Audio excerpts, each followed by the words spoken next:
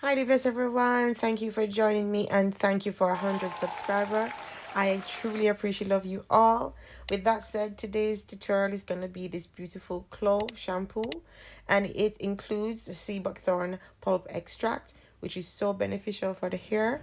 I'm looking to grow my hair back because, as I stated in previous videos, I've lost my hair after having my son, so I'm growing my hair back.